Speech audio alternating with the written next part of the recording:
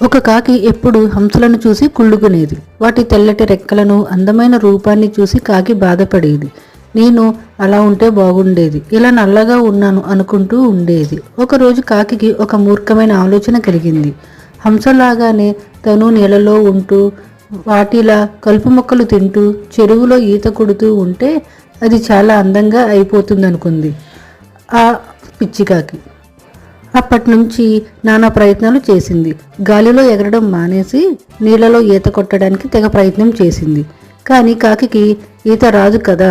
అలవాటు లేని కలుపు మొక్కలు తింటే అవి పడక తినలేక పాపం కాకి చిక్కి నీరసపడిపోయింది. అయినా చాలా రోజులు అలాగే ప్రయత్నం చేసింది.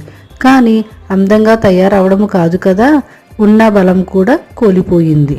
ఇంకా అది బలం లేదని, అలవాట్లు మార్చినంత మాత్రాన రూపం మారదని తెలుసుకుని కాకి ఆపై హంసను చూసి అసూయపడడం మానేసింది.